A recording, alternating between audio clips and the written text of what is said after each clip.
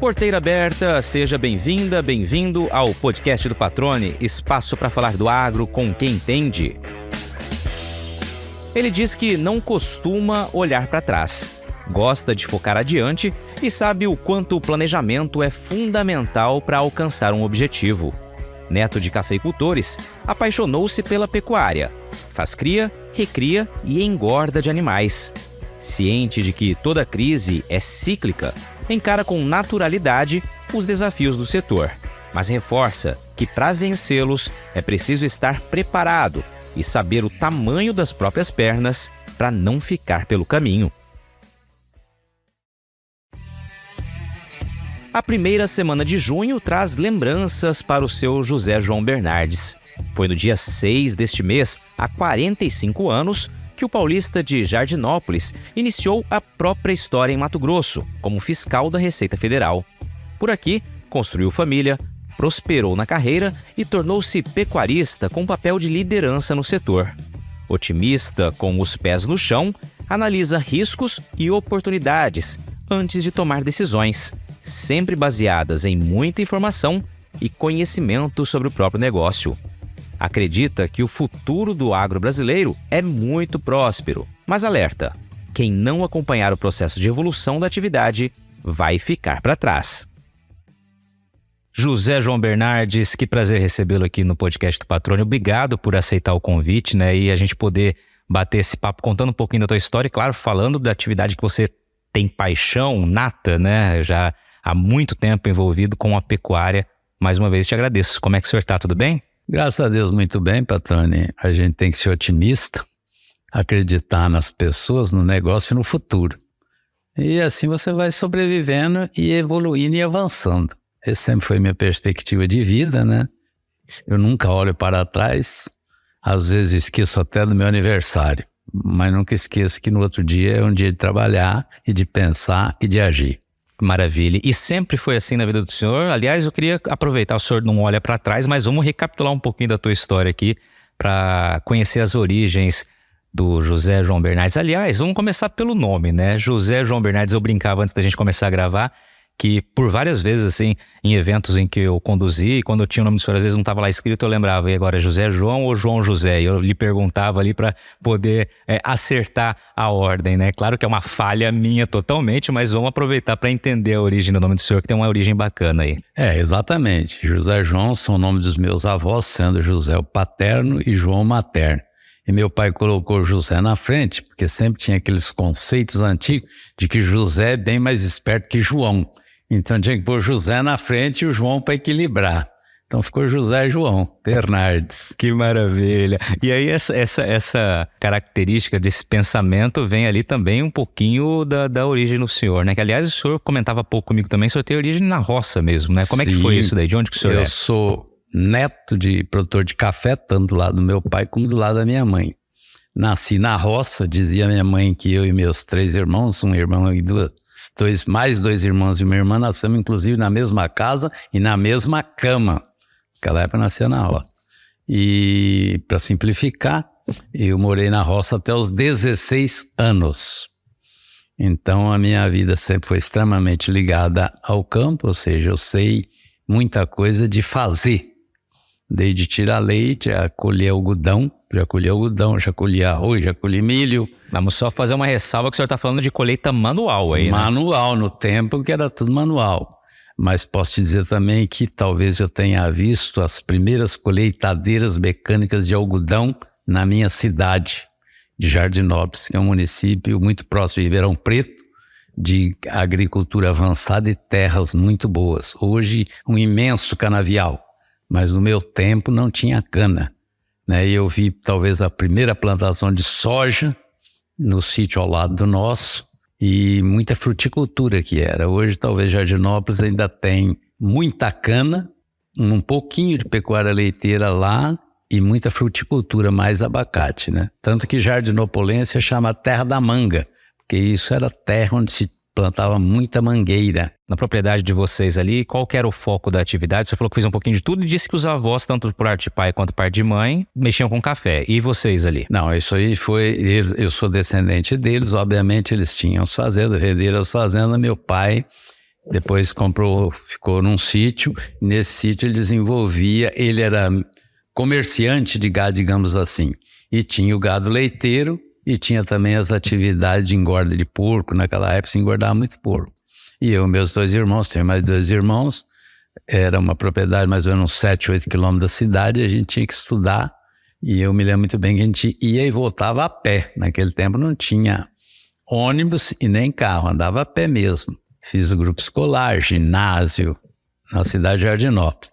Quando terminei o ginasial, na minha cidade não tinha científico. Aí eu tive que fazer em Ribeirão Preto. Aí eu comecei a viajar. E eu me lembro muitas vezes, foi quando meu pai também, aos 16 anos, mudou para a cidade e abriu uma casa de carne. E eu, como era o mais velho dos filhos, obviamente eu que era o mais responsável. Então muitas vezes eu chegava em casa à meia-noite e às 4 horas eu tinha que acordar porque eu tinha que ir no sítio matar a vaca. Que eu matava a vaca, trazia para o açougue, desossava e trabalhava nesse açougue. Estudava à noite tinha que voltar para Ribeirão Preto estudar, que fiz ciências econômicas em Ribeirão Preto. Essa foi a história da minha formação, só que quando eu estava no 2º ano de economia, eu fiz um concurso para ser estagiário de Secretaria de Economia e Planejamento do Estado de São Paulo. Aí eu já ia meio período, tá? Terminando o curso, tem aquelas indecisões, o que você vai fazer. Aí eu fiz um concurso para Secretaria de Agricultura do Estado de São Paulo, trabalhei uns 4 meses na cidade de Orlândia, próxima a Jardinópolis, naquela região do Morro Agudo, Orlândia. Aí, como não estava muito sedentado, aí eu fiz um concurso para a Marinha de Guerra do Brasil. Fui aprovado, fui para o Rio de Janeiro e lá fiquei durante 5 anos como oficial da Marinha de Guerra do Brasil. Talvez o Bolsonaro ainda nem fosse tenente, eu já era tenente. Mas eu achei que também eu não ia chegar a almirante. Na época, o meu curso, o meu quadro, que era quadro complementar, chegava até o capitão de mar e guerra, ou seja, coronel. E eu achei que eu precisava pensar em alguma coisa e eu fiz concurso público também para a Receita Federal. E eu sou fiscal da Receita Federal, hoje aposentado, mas isso que me trouxe para Mato Grosso. Porque eu não queria ir para o Nordeste, não queria ir para a praia, e eu falei, eu vou para o Mato Grosso. E eu vim para o Mato Grosso e aqui cheguei no dia 6 de 6 de 1978, de carro, porque eu vim de Brasília, vim de carro, cheguei aqui na madrugada do dia 6. Só achei que Cuiabá, quando eu cheguei no Cochipó, eu achei que era muito pequena, porque pelo censo de 1970, Cuiabá tinha 90 mil habitantes. E eu falei, isso aqui tá meio pequeno. O asfalto continuava e eu falei, vou seguir. E aí cheguei até a cidade de Cuiabá. Estou aqui até hoje. Tem uma particularidade que em 1979, por exemplo, eu pedi remoção e me transferiram para São Paulo. Eu falei, para São Paulo, capital, não vou. Aí cancelei e fiquei aqui. Aí encontrei minha esposa por aqui, que era irmã gêmea de uma colega fiscal também, que eu cheguei em junho, ela chegaram em dezembro. Aí tudo deu certo, me casei em 79, tenho 2 filhas que hoje são funcionárias públicas e a minha mulher é fazendeira tradicional do Pantanal do Mato Grosso do Sul, Gente dos Barros. Então a minha vida como auditor fiscal, especialista na área de imposto de renda, exerci várias atividades na Receita, acabei virando delegado do estado de Mato Grosso, função que exerci durante 14 anos consecutivos. E me aposentei em 2012, ou seja, já faz 10 anos. E após essa aposentadoria, eu resolvi participar de entidades, né? Inicialmente com a Nelore do Brasil, tiveram vários companheiros extraordinários, pessoas que sempre pensaram na pecuária e em construir alguma coisa. Depois, os fundos que foram criados, e é importante que saliente que a Acrimate, nesse modelo atual, ele existe porque foi criado um fundo, né? E o primeiro trabalho deste fundo foi um contrato que nós fizemos, eu que era presidente do fundo, foi com a Universidade Federal de Viçosa, e nós exigimos que a Universidade Federal de Mato Grosso participasse. E esse trabalho foi o diagnóstico da pecuária no estado de Mato Grosso. E nesse diagnóstico foi identificada a necessidade de ter uma entidade que representasse o estado, você entendeu? E aí, entre as decisões dos companheiros, nós encontramos essa alternativa de, em vez de criar uma outra entidade, transformar a Acrimate, que era uma entidade da Baixada Cuiabana, numa entidade representativa do estado de Mato Grosso. Isso foi extremamente acertado pela relevância e a importância que a Acrimate assumiu, você entendeu? E tem feito um trabalho extremamente positivo, e eu estou aqui, ainda capengando aqui, dando minhas opiniões. Essa é modéstia em falar, né? O Bernardes já foi por duas vezes consecutivas, presidente, né, da Acrimate. Hoje é primeiro secretário de tesoureiro? Diretor financeiro. Agora, essa tua imersão na pecuária, Bernardes, começa quando aqui em Mato Grosso, né? Começou mais ou menos na década de 90, efetivamente, quando eu comprei a primeira propriedade, você entendeu? E depois, posteriormente, que meu sogro já falecido também foi distribuindo, e eu, como eu digo, só tenho um imóvel urbano, que é onde eu moro. Tudo o mais são propriedades rurais e eu só tenho uma atividade, agropecuária. Sou criador, recriador e engordador de gado.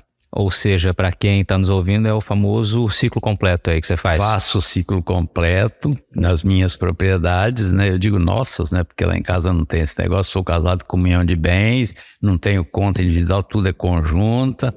E esse negócio não adianta. Tem uma particularidade na minha vida, eu esqueci até de dizer. Como também tinha pouca coisa para fazer, eu fiz vestibular e fiz Direito na Universidade Federal de Mato Grosso também. Minhas filhas são funcionárias públicas e eu ajudei muita gente, mas graças a Deus nunca pedi nada a não ser as amizades. E agora uma pausa no bate-papo para dar um recado a você que é produtor ou produtora rural. Já tá na hora de pensar na próxima jogada, hein? Então, que tal mirar na semente e acertar em ótimos resultados para sua lavoura?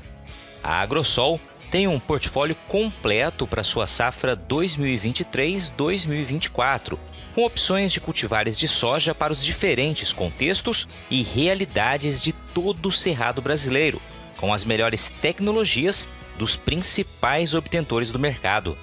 Além de sementes de soja de alta qualidade, a Agrosol também oferece tratamento de sementes industrial com certificação de excelência pela Syngenta, serviço de entrega, posicionamento de cultivares, ajuste fino de plantio e um acompanhamento especial do time de campo.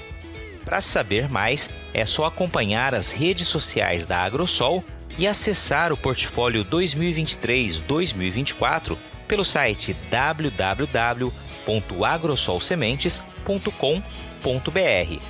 Lembre-se sempre que uma safra inteligente começa com estratégia. Agrosol Sementes, germinando o futuro. Agora, o senhor resumiu aqui um pouquinho, né, dessa história da transição, da Acrimate falou da importância dos fundos. Aliás, as principais culturas aqui de Mato Grosso só são o que são hoje por conta da contribuição dos fundos e tudo que proporcionou em termos de associativismo, né? Me corrija se eu estiver errado, mas acho que é um papel fundamental. O senhor até falou, é importante falar dos fundos, né? Do papel que teve, justamente para poder permitir essa robustez nas ações, na defesa do setor produtivo, né? Sem dúvida alguma, você para exercer qualquer atividade representativa, você tem que ter recursos, porque tudo isso custa dinheiro. A representação, ela não depende apenas da opinião das pessoas, depende da presença, de você estar nos lugares, você contactar com as pessoas, você contratar pessoas para fazer divulgação de ações, né? E de exercer trabalhos. Então é fundamental. Nós me lembramos bem quando o primeiro fundo foi criado, a finalidade é que todas as vezes que você ia fazer um evento, você precisava ficar pedindo dinheiro para o governo. E o Blyron, na época, ele falou, seguinte, vamos fazer o seguinte, vamos criar os fundos, que pelo menos as entidades, né, vão ter um recurso que elas possam gerir e desenvolver atividades. E isso é importante salientar, já se vão alguns anos, nós também somos copartícipes, digamos assim, do desenvolvimento do Estado. Porque em 1978, quando eu aqui cheguei, o Estado não tinha absolutamente nada, não plantava praticamente nada, plantava alguma lavoura de arroz. Depois, né, que o asfalto chegou aqui em 75. Depois é que houve efetivamente a ocupação desse território. E mais recentemente é que houve essa explosão com a chegada das novas tecnologias. A gente nunca pode esquecer que Mato Grosso é um grande devedor da Embrapa. Porque quem veio para Mato Grosso antes da década de 70 só foi para as terras de cultura. Tanto que você vai procurar Pontes Lacerda, Mirassol do Oeste, o desenvolvimento, ou melhor, foram ocupados muito antes da terra de Nova Mutum, Lucas do Rio Verde, Sorriso, correto? E Sinop. Então, com o domínio da técnica de plantar no cerrado, é que Mato Grosso efetivamente se tornou esse gigante produtor.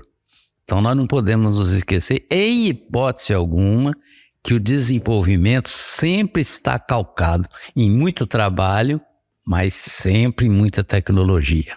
Exatamente. A pesquisa, ela é fundamental, né? Fundamental o trabalho, o desenvolvimento e saber realmente dar esse voto de confiança, e o investimento necessário para a pesquisa também é algo fundamental de ser sempre defendido, né? Se há um dinheiro que sempre frutifica bem, é o dinheiro aplicado na pesquisa.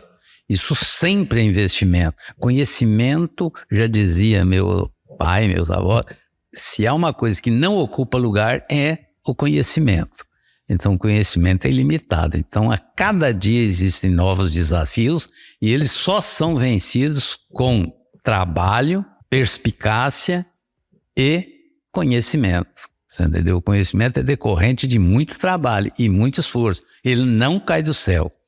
Você entendeu? E ele só vai se agregando com o envolvimento das pessoas, porque também não adianta você pegar o conhecimento e esquecer dele. Você tem que utilizá-lo, tem que ser aplicado, tem que ser desenvolvido, tem que acreditar nesse processo. Exatamente, eu concordo plenamente com o que o senhor disse, e uma das características da própria Acrimate tem sido essa, né, de ser uma fomentadora do conhecimento, uma disseminadora da informação, e isso me recordo, eu mudei para cá profissionalmente em 2010, e o senhor na sequência já estava à frente da Acrimate ali pelos 2 mandatos, e foi na gestão do senhor, se eu não estou enganado, que começou a Acrimate em Ação, que tem justamente esse papel e se consolidou aí na última década desse projeto. Sim, exatamente. Isso aí foi um programa, né, baseado numa técnica de seguinte: se a pessoa não pode vir até você, você deve ir até onde ela está.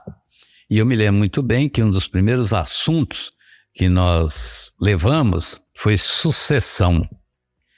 E, por incrível que pareça, esse assunto continua mais atual do que nunca.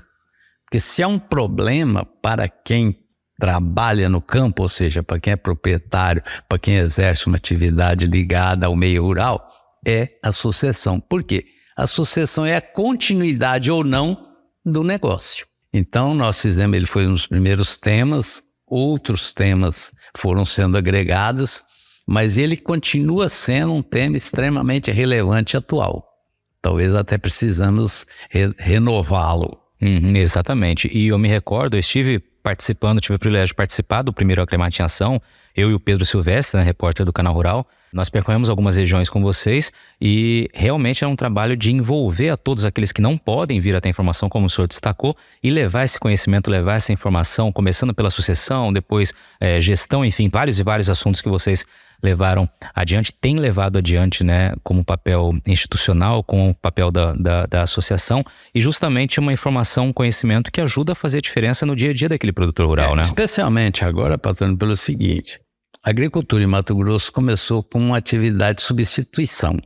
Primeiro veio a pastagem, depois veio a agricultura ocupando esses espaços, ocorreu um elevado índice de desmatamento, que é natural, e o Estado permite isso, está dentro do rol, nós ainda temos mais de 60% da área preservada, então nós ainda podemos pensar na abertura de novas áreas, mas nós já atingimos digamos assim, um montante de áreas ocupadas com agricultura e pecuária, e uma evolução nesse processo de ocupação, que hoje já é importantíssimo que você pense em novas técnicas.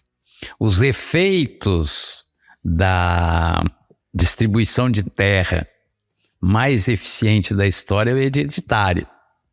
Você já devia, Levinas, que é verdadeira reforma agrária, você começa na cama. Você entendeu?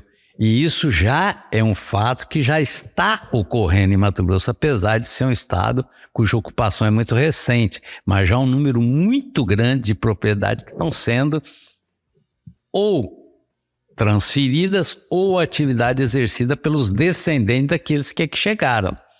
Então nós já estamos num processo de melhoria no processo de produção maior do que o processo de expansão.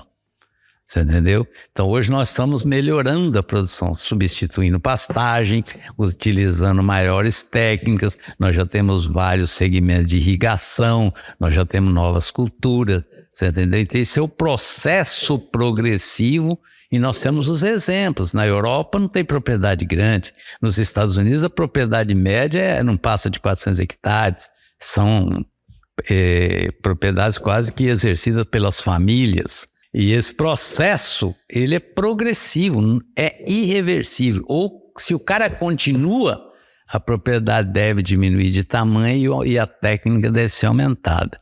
Você entendeu? Porque isso é da natureza, da evolução do homem, da sociedade e da atividade.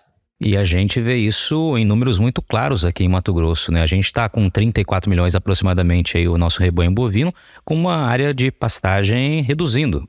Exatamente. A cada dia você vê o aumento da produção agrícola. Hoje o Mato Grosso produz mais soja que a Argentina. E no que se refere à pecuária, o nosso rebanho tem aumentado. Olha bem, hoje o nosso rebanho é maior do que a Austrália, no estado de Mato Grosso, sem nenhum prejuízo da atividade agrícola. E muitas pessoas não falam, nós temos ainda florestas plantadas. Mato Grosso é um estado absolutamente referência na vinculação. E uma população pequena. Mato Grosso não tem 4 milhões ainda de habitantes. Nós temos uma agricultura extraordinária. As pessoas, para fazer qualquer comentário sobre as atividades de Mato Grosso, têm que vir aqui para se assustarem, porque o cara não vai achar que ele vai achar mato, né? Ele vai se assustar com o que ele vê aqui. O uso de técnica avançada, mecanismos avançados, ou seja, não tem nada de baixa tecnologia, entendeu? Uma pecuária de altíssima qualidade, porque juntamente com a evolução houve a melhoria do rebanho. Nós temos um rebanho muito bom. Hoje a idade de abate tem diminuído, o peso dos animais tem aumentado. Isso que possibilita você, além de ter um rebanho grande, ter um desfrute grande. Então, nós estamos efetivamente desenvolvendo atividade com melhoras contínuas. É um assustar positivo, né? As pessoas vão se assustar positivamente. Surpreender, né, positivamente. Seria uma colocação. Agora o senhor falou dessa incorporação de tecnologia, ganho de eficiência, produtividade. Isso chegou um momento que se torna, eu não vou usar a palavra obrigação, mas uma necessidade também o produtor ser cada vez mais eficiente até para que ele consiga continuar na atividade, com custos cada vez mais elevados, né? E toda a questão econômica, essa viabilidade econômica que se busca, hoje você tem que ser mais produtivo, tem que encontrar o caminho para isso. Sem dúvida alguma, você tem que, se você não acompanhar esse processo, você vai ficar para trás. Então é inevitável, se você quiser continuar, você tem que acompanhar.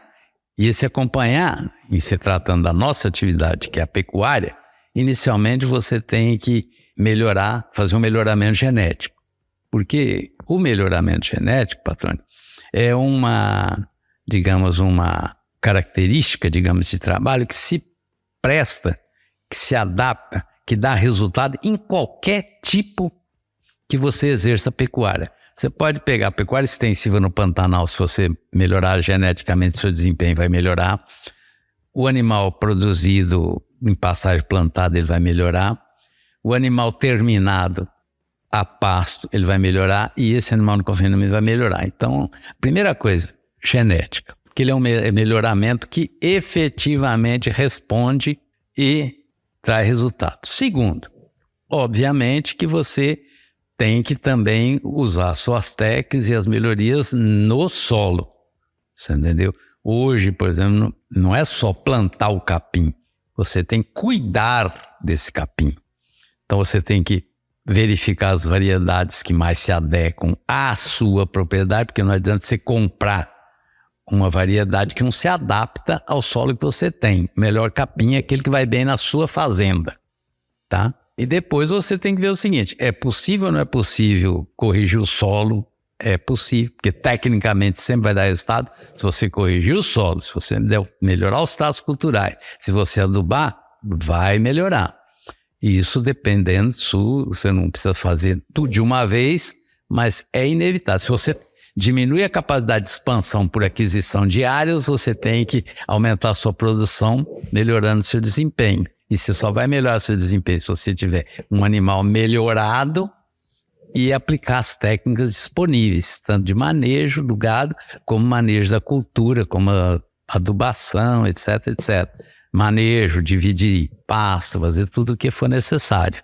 Excelente. Agora, Bernardes, eu queria saber um pouquinho da tua atividade, né? Onde você produz, você já falou que faz ciclo completo, né? Então, cria, recria, engorda. Como que você distribui, de fato, a pecuária? Como que é feito? Bom, aqui no Mato Grosso, né, nós temos 4 propriedades. Em 3 delas eu crio, em uma delas eu termino, recrio e engordo.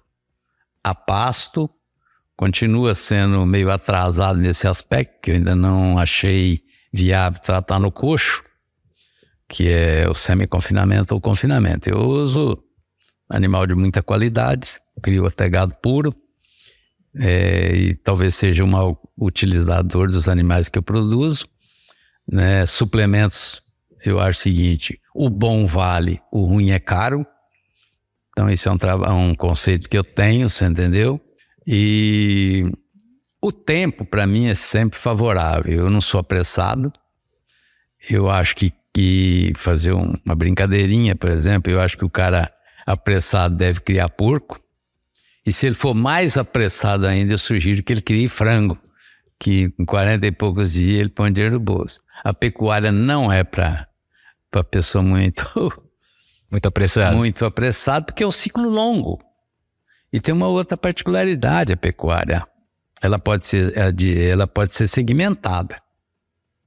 Então, aquele que tem mais pressa, obviamente, ele pode se utilizar das atividades terminais. Confinamento, terminação ou recria. O criador não tem como, porque a vaca continua demorando o mesmo tempo para parir, né? A gestação dela não foi alterada, a idade para primeiro parto mudou um pouquinho, mas esse mudou porque melhorou a qualidade e melhorou a pastagem, então esse animal consegue atingir o limite antes. Você entendeu? Que se você não trata e não tem qualidade, ele vai continuar lá nos 4 anos. Então, isso é tudo vinculado.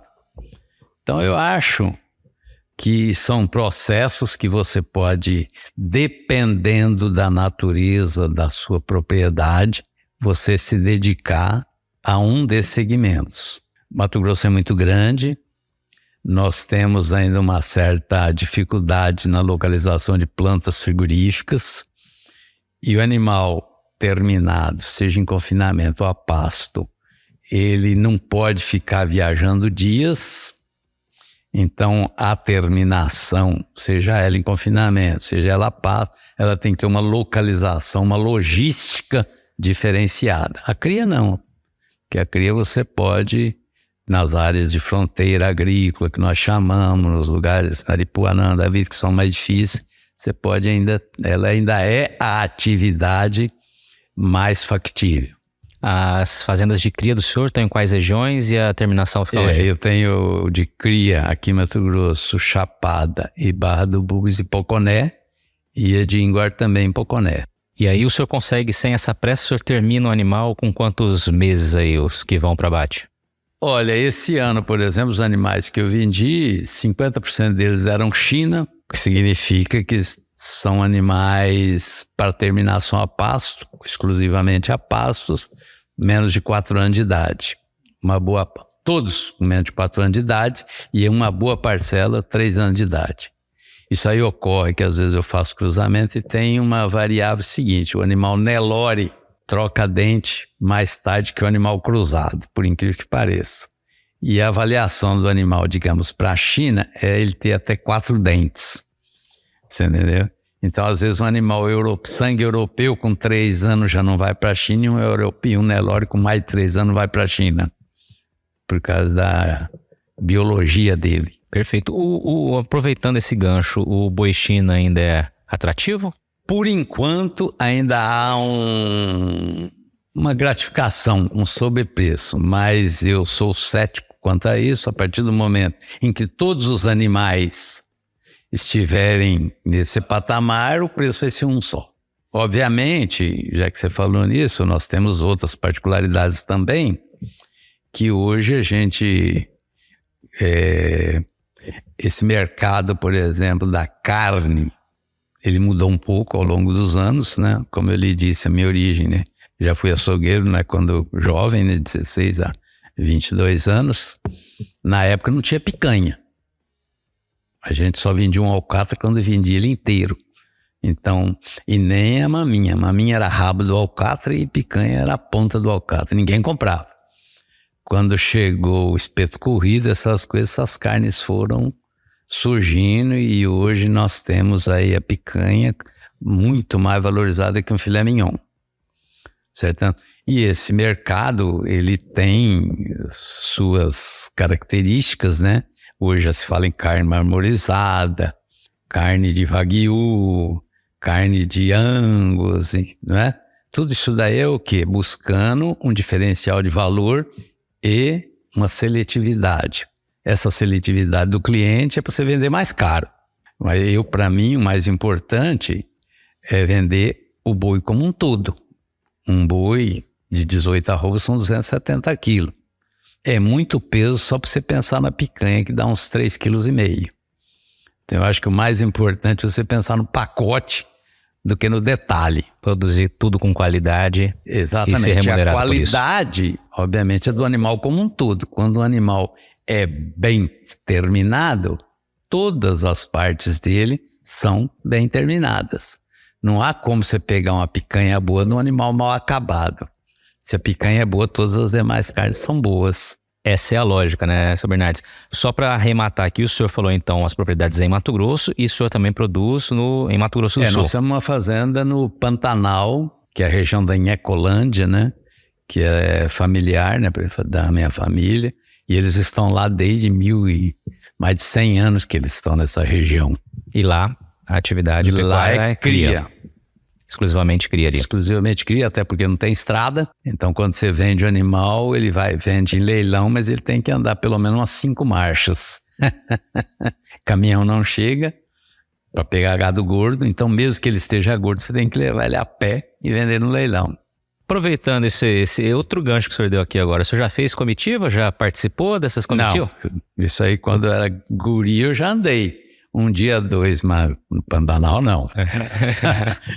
Lá eu já andei mais de Toyota. Muito bom. Você está ouvindo o podcast do Patrone, agroinformação com quem entende.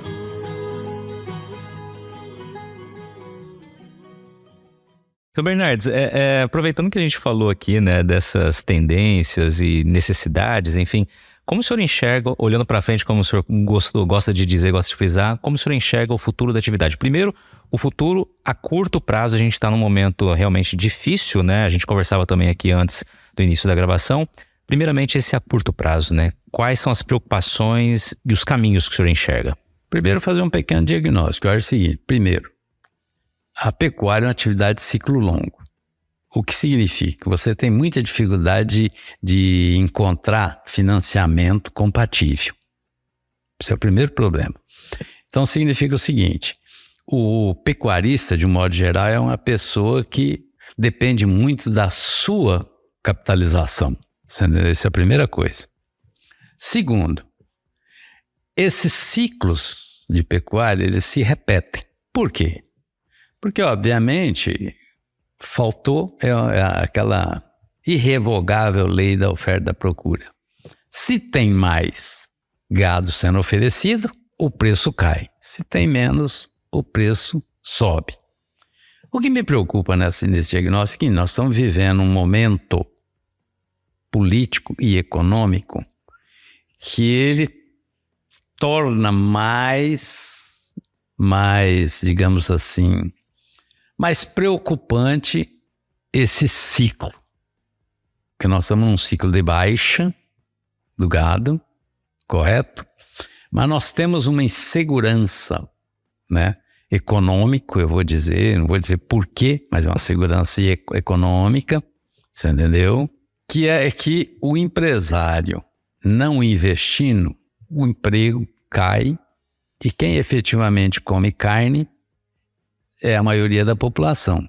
E a pessoa não come carne com Bolsa Família, com esse tipo de ajuda, com todo respeito.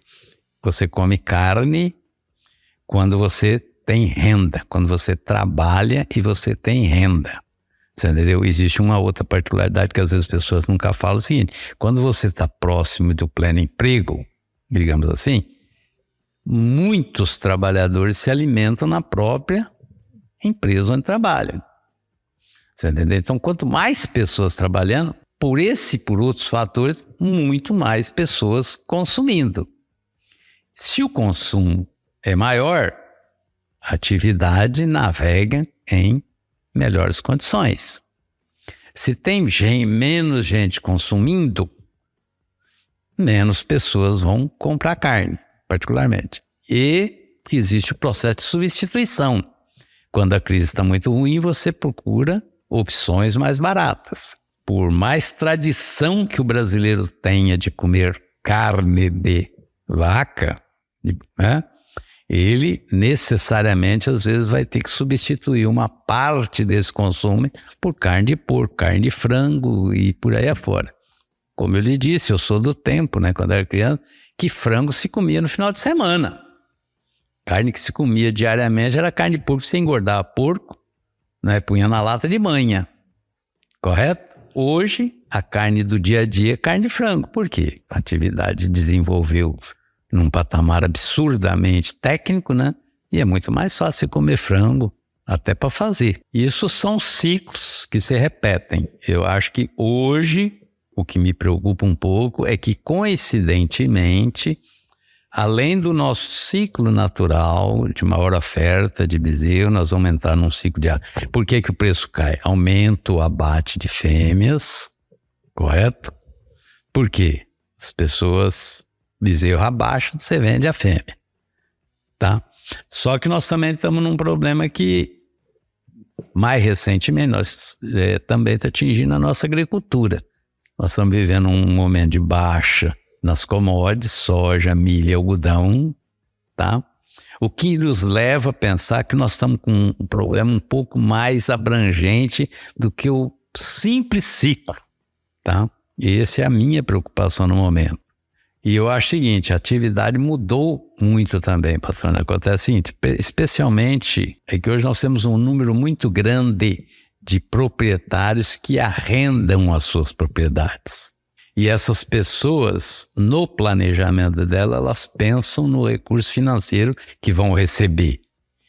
E muitos deles podem até ter feito compromissos com esse dinheiro. E nós não sabemos se eles chegarão no momento certo e no valor certo. Então eu acho que nós estamos vivendo um período onde é fundamental um planejamento seguro, porque tudo passa. Mas para você superar com menos trauma, é necessário que você esteja preparado. E quem produz tem que estar sempre, tem que conhecer sua atividade, estar ciente das suas condições, né, acreditar no negócio, mas estar preparado para enfrentar as dificuldades. Você entendeu? Porque não adianta chorar, porque o choro é individual, mas os reflexos econômicos são abrangentes. Pois é, você trouxe vários elementos aí que exemplificam, né, para quem está nos ouvindo e que eventualmente não conheçam muito da agricultura e da pecuária, o porquê esse momento é considerado tão preocupante, né? Tanta gente falando sobre isso, especialmente nos últimos meses. A pecuária já há mais tempo falando, sim, né? A pecuária porque já tinha a questão do ciclo, já via normal dela. Exatamente. Agora o senhor trouxe os outros elementos que justificam o tamanho dessa preocupação e tornam muito claro para quem está ouvindo. E aí o senhor falou a palavra planejamento mais de uma vez, né? Ou seja, é preciso ter todas as contas, todos os investimentos, tudo na ponta do lápis, literalmente, para que você consiga sobreviver a esse momento que infelizmente, muito provavelmente vai tirar a gente da atividade. Seria essa a leitura? Exatamente, porque se você planejar, você vai ter condições de traçar a sua rota. E essa rota vai te levar a superar esse momento de dificuldade e te preparar para a superação, porque tudo passa. Então, aquele que fizer um bom planejamento e se adequar, ele vai superar, como isso é natural. Quantos ciclos já tivemos? Quantas crises nós já vivenciamos? O Brasil já superou crise que a inflação era 80% a um mês, Patrone. Nós superamos isso. Você entendeu? Então, o importante é o seguinte: todo mundo tem. Quem não conhece tem que aumentar o seu conhecimento do seu negócio, aumentar o planejamento e aí fazer um diagnóstico mais preciso das suas condições, exatamente para estar em condições de, quando as coisas, digamos, melhorarem, porque para piorar você não precisa fazer porra nenhuma, é só você ficar quieto, vai piorar por si só. Mas você tem que estar preparado para retomar, ou para se adequar nesse novo modelo, se ajustar, desenvolver, inovar. Tem que inovar, você entendeu? E estar preparado para quando as coisas fluírem melhor, você está preparado, senão você vai ficar para trás do mesmo jeito. Você não vai, todo mundo vai sair, você vai ficar parado. Agora, a médio e longo prazo, quais as perspectivas? Olha, eu acho o seguinte, em se tratando da pecuária, eu creio que 2023 é um ano de estabilidade, não é boa, mas eu acho que ela vai se manter nesses patamares, mas a partir de 24 ela começa um novo ciclo de ascensão. Eu creio que 25 será um bom ano para a pecuária. Perfeito, e tem que mirar realmente nesse futuro, né? Sobreviver esse momento de turbulência e mirar nesse futuro mais claro. Sem dúvida alguma, eu acho o seguinte, tem uma coisa, que às vezes falando já pensando no futuro, nós estamos com mais de 7 bilhões e meio de pessoas no mundo, mas nós temos uma perspectiva de 10 bilhões de pessoas em 2050, não é isso? Quanto tempo falta para 2050? Logo ali, né? Quem vai alimentar essa população? Porque esse povo vai ter que comer. Porque se nós estamos pensando em 10 bilhões de pessoas, nós não estamos pensando que eles vão morrer até lá. Nós estamos pensando que a população está aumentando. E se a população está aumentando, alguém vai ter que produzir para eles. E quem tem a expertise, as condições climáticas e terra para fazer esse processo? Eu acho que poucos lugares no mundo que não o Brasil e especialmente o Mato Grosso. Então eu acho que nós estamos num lugar que reúne uma grande quantidade das condições necessárias para estar preparado para atender essa demanda de futuro. E esse futuro é muito próximo. Um ciclo de pecuária, normalmente, é 5, 6 anos. Não dá nem 10 ciclos. Exatamente. Estamos aí, estamos na cara. Bernardes, a gente está caminhando para o fim aqui e eu queria lhe perguntar, antes de deixar aqui a última parte do nosso bate-papo, o que o Bernardes, essa versão pecuarista, né, apaixonado pela atividade, quais as características do Bernardes auditor fiscal estão presentes na tua maneira de tocar o negócio? Eu acho que tem que acreditar nas pessoas e acreditar no seu negócio. E você tem o seguinte, quando você é auditor, você é auditor. Quando você é produtor, você é produtor. Então eu acho que a gente tem que saber os momentos certos e as ações certas. Então eu acho o seguinte, hoje eu sou produtor, tá? Pretendo continuar enquanto tiver condições. Eu fui auditor, não sou mais. Muito bom. Mas a maneira de enxergar contabilidade, por exemplo, tem alguma coisa que ficou? A maneira de encarar os números? Lógico que tem, obviamente, né? Porque é aquilo que eu te falei, você tem que estar preparado. E estar preparado é saber o tamanho das suas pernas. Isso é aquele, mais uma vez, eu quero acreditar, você não pode dar passo maior que suas pernas. E o planejamento é para isso. Você tem que saber exatamente qual a sua capacidade de avançar. Ou a capacidade de você entender que você tem que diminuir ou que você tem até que dar uma parada. Então planejar é isso. Não é planejar para expandir. Não, planejar é planejar o desenvolvimento da sua atividade. Como, quando, como você vai fazer determinada coisa. E não há planejamento desconectado. Para você fazer planejamento, você tem que estar inserido no momento. Não adianta você fazer um planejamento se esquecendo da realidade.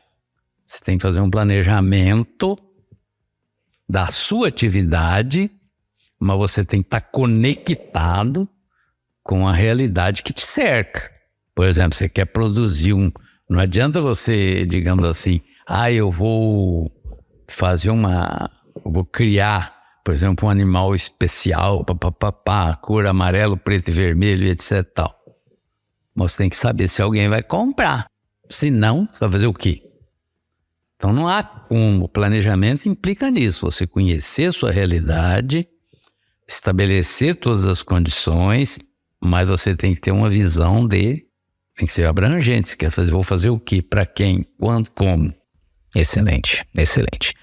Bom, a gente chegou aqui na reta final e tem um momento aqui dos episódios, Bernardes, em que eu peço para que o convidado me traga aqui aquela pergunta que o senhor não respondeu até hoje, ninguém lhe fez essa pergunta, ou um comentário que o senhor queira deixar aqui para quem está nos ouvindo. Pergunta que não foi feita eu acho um pouco difícil, já deu centenas aí de entrevistas pelo menos, né? Mas se tiver aquela pergunta que ninguém lhe fez, o senhor gostaria de falar, está aqui. O que eu gostaria de dizer é o seguinte: as pessoas, né, quando exercem uma atividade, tem que se conscientizar que aquela atividade que ele está exercendo merece todas as suas atenções, tá? E o seu foco, seu objetivo. Se tiver que fazer alguma coisa, mesmo que as pessoas não acreditem, se você acreditar e você colocar todo o seu esforço, né, e a sua visão, o seu futuro, ela pode dar certo. Se você não fizer isso, ela dificilmente dará certo. Então, eu acho o seguinte, você tem que fazer o que você gosta de fazer, né? Acreditar nisso e pensar que você sempre está inserido num contexto maior. Muito bom. Seu José João Bernardes, muitíssimo obrigado. O tempo passou muito rápido aqui, foi realmente um prazer bater esse papo com o senhor. Já te entrevistei várias e várias vezes, mas nunca com tamanho tempo e com tamanha profundidade, né, de diálogo aqui. Obrigado por ter aceitado esse convite, né, por ser tão transparente, por estar contribuindo tanto com o setor que a gente realmente admira tanto, que é a pecuária aqui em Mato Grosso. Eu agradeço a oportunidade, né? Eu acho que nós vivemos num estado, nação, com um futuro espetacular pela frente, pessoas que ao longo da minha trajetória sempre me enriqueceram, e eu só posso agradecer de ainda estar por aqui. E espero, não sei se vou continuar por muito tempo, mas a gente sempre encontra em cada esquina alguém que te faça, dá para continuar nessa parada. E aí, gostou do bate-papo? Então dá aquela força e compartilha essa entrevista com os seus contatos. E olha, aproveita para mandar aquele feedback dizendo o que você está achando do podcast do Patrone. Pode criticar, elogiar, sugerir temas e pessoas para dividir boas histórias aqui nos próximos episódios. É só enviar uma mensagem lá no Instagram para @LuizPatrone que a gente troca uma ideia, viu? Então, gente, sucesso da porteira para dentro, força e fé da porteira para fora e vamos que vamos. Você ouviu o podcast do Patrone, agroinformação com quem entende.